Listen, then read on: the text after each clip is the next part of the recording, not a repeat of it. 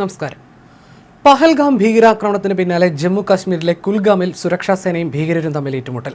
സൈന്യവും CRPFും ജമ്മു കാശ്മീർ പോലീസുമാണ് ഭീകരരെ നേരിടുന്നത്. TRF തലവനെ സേന വളഞ്ഞുവെന്നാണ് റിപ്പോർട്ടുകൾ. നേരത്തെ ബാരാമുള്ളയിൽ നടന്ന ഏറ്റുമുട്ടലിൽ 2 ഭീകരരെ സുരക്ഷാ സൈന്യം വധിച്ചിരുന്നു. ഇന്നുച്ചയ്ക്ക് ശേഷമാണ് ഏറ്റുമുട്ടൽ ആരംഭിച്ചത്. കൂടുതൽ സൈനികരും CRPF ജവാന്മാരും കശ്മീർ പോലീസും സ്ഥലത്തേക്ക് പുറപ്പെട്ടിട്ടുണ്ട്.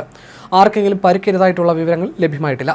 തീവ്രവാദികളുടെ സാന്നിധ്യത്തെക്കുറിച്ചുള്ള വ്യക്തമായ വിവരങ്ങൾ ലഭിച്ചതിന്റെ അടിസ്ഥാനത്തിലാണ് സുരക്ഷാ സേന മേഖല വളഞ്ഞിരിക്കുന്നത്. ദക്ഷിണ കശ്മീരിലെ ജില്ലയാണ് കുൽഗാം. ഇവിടെ തങ്മാർഗ് എന്ന സ്ഥലത്ത് യുവാക്കളെ സംശയകരമായ സാഹചര്യത്തിൽ കണ്ടെത്തുന്ന വിവരത്തിന്റെ അടിസ്ഥാനത്തിലാണ് സൈനിക സംഘം പരിശോധനയ്ക്ക് എത്തിയത്. ഇവർക്ക് നേരെ വനമേഖലയിൽ നിന്നും ആക്രമണമുണ്ടായി. തുടർന്ന് സൈനികരും തിരികെ വെടിയുതിർത്തു. ഭീകരർ പതിയിരുന്ന് ആക്രമണം നടത്തിയെന്നാണ് വിവരം. പ്രധാന വിനോദസഞ്ചാര കേന്ദ്രമായ അബർബൽ വെള്ളച്ചാട്ടം ഉൾപ്പെടുന്ന പ്രദേശമാണ് തങ്മാർഗ്. അതേസമയം പഹൽഗാം ഭീകരാക്രമണത്തിന് പിന്നാലെ പാകിസ്ഥാനെതിരെ കടുത്ത നടപടിക്കൊരുങ്ങുകയാണ് ഇന്ത്യ. നയതന്ത്ര തലത്തിൽ ബന്ധം വിച്ഛേദിക്കാനാണ് ആലോചന. സൈനിക നടപടിയും ഇന്ത്യയുടെ പരിഗണനയിലുണ്ട്. ആക്രമണത്തിന് പിന്നിലെ സൂത്രധാരനായ ലഷ്കർ ഭീകരൻ സൈഫുള്ള കസൂരിയെ വിട്ടു നൽകാനും ഇന്ത്യ ആവശ്യപ്പെടും. പാക് സൈനിക മേധാവി നടത്തിയ പ്രസ്താവനയ്ക്കെതിരെയും ഇന്ത്യ പ്രതിഷേധമറിയിക്കും.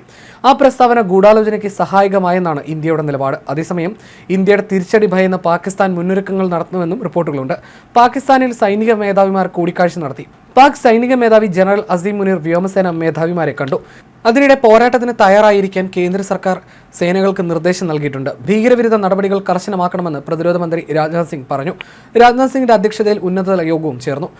അതിനിടെ കൊടും ഭീകരരുടെ ചിത്രം അന്വേഷണ സംഘം പുറത്തുവിട്ടത് 24 മണിക്കൂർ തികയുന്നതിന് മുമ്പാണ്. 3 ഭീകരരുടെ രേഖാചിത്രമായിരുന്നു ആദ്യഘട്ടത്തിൽ പുറത്തുവിട്ടത്. പിന്നാലെ 4 ഭീകരരുടെ യഥാർത്ഥ ഫോട്ടോയും പുറത്തുവിട്ടു. ഇവരെക്കുറിച്ച് എന്തെങ്കിലും വിവരം അറിയുന്നവർ പോലീസിനെ അറിയിക്കണമെന്നാണ് അന്വേഷണ സംഘം അറിയിച്ചിരിക്കുന്നത്.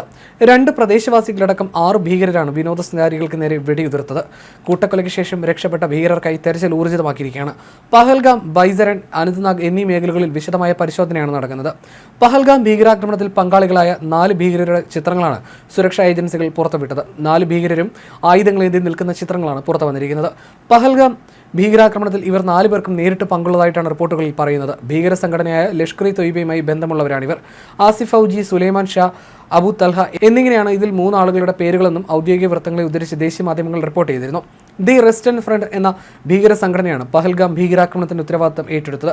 ഇത് പാക് ഭീകര സംഘടനയായ ലഷ്കർ-ഇ-തൊയ്ബയുടെ പിന്തുണയുള്ള ഭീകര സംഘടനയാണ്. പഹൽഗാം ഭീകരാക്രമണത്തിന് പിന്നിലെ സൂത്രധാരൻ ലഷ്കർ-ഇ-തൊയ്ബയുടെ കൊടും ഭീകരൻ സൈഫുള്ള കസൂരി എന്ന വിവരവും പുറത്തു വന്നിരുന്നു. പാകിസ്ഥാനിൽ ഇരുന്നാണ് ഇയാൾ ആക്രമണം നിയന്ത്രിച്ചതെന്നാണ് വിവരം.